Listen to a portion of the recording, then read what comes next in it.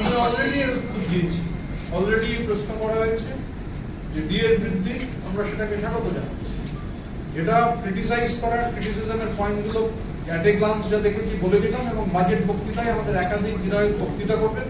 Budget বক্তৃতায় আমরা পুরো বাজেটটা ভালো করে স্টাডি করার পর, মানে আমি অর্থনীতিবিদ নই, আক্রুজ্জামান সাহেব অর্থনীতিবিদ নন, প্রাইমারিলি যতটুকু আমাদের বাজেট বক্তৃতার সময় যতটুকু দেখতে পেরেছি, বাজেট পুরোটা এখনো করতে পারিনি, নোটও করেছি। সেই নোটগুলো থেকে বললাম ডেফিনেটলি হচ্ছে আমরা যখন বাজেটে অংশগ্রহণ করবো, বাজেট বিতর্কে আমরা আরো টিকবিটস ওয়েতে হচ্ছে সেক্টর ধরে এই আলোচনায় অংশগ্রহণ করব। মানে আমরা অপোজিশন বেঞ্চে আছি বলে মানে সবটাই অপোজ করবার জন্য ডিএফ বৃদ্ধি করা হয়েছে, that is a welcome step. যেটা মানে পজিটিভ, সেটাকে তো নেগেটিভ বলবো না, কিন্তু আমাদের মূল প্রশ্ন হচ্ছে পরিকাঠামো নির্মাণ। আমরা বক্তৃতার সময় বলবো, আমরা যখন সরকার উত্তর দেবেন আমরা এক্সপেক্ট করবো সরকার সেটা বলবেন। পরিকাঠামো নির্মাণের দিশা ছাড়া কোনোভাবে কোনো কিছুর সমাধান হবে না। আর ইজ অফ ডুইং বিজনেসটা তো বললাম, আরেকটা মেজর পয়েন্ট আছে যেটা আক্রুজ্জামান সাহেব বলছেন।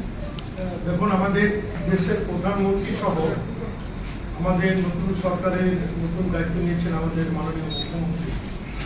বিভিন্ন সভা সমিতিতে বক্তৃতার সময় বলছে সবকা সাথ সবকা বিকাশ, কিন্তু এই বাজেটে তার প্রতিফলন দেখলাম। পার্টিকুলার একটা সম্প্রদায় প্রথম থেকে যত অর্থনৈতিকভাবে কোণঠাসা করার চেষ্টা করা হচ্ছে। মাইনরিটি ডিপার্টমেন্টে অতীতের বাজেটগুলো যদি লক্ষ্য করি, আমার সময় একজাক্ট ফিগার মনে নয়, তবে গত বাজেটে আমাদের মাইনরিটি ডিপার্টমেন্টের বাজেট ছিল 5,600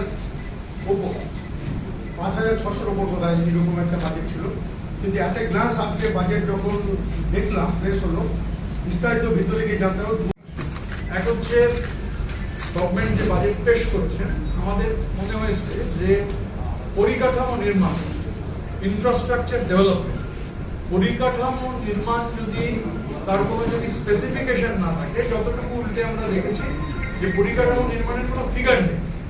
তো আমরা ডেফিনেটলি যখন বাজেট বিতর্কে অংশগ্রহণ করবো, বাজেটারি এস্টিমেট, রিভাইজ এস্টিমেট, এগুলো নিয়ে আমরা জানতে চাইব।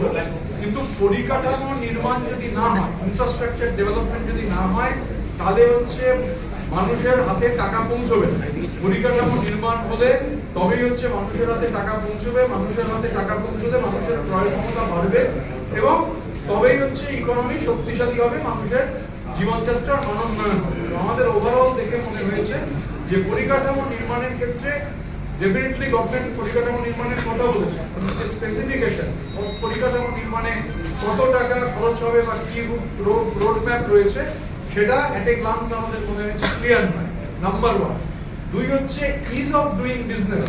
বাজেটের মধ্যে বারবার ইজ অফ ডুইং বিজনেসের কথা রয়েছে। এবার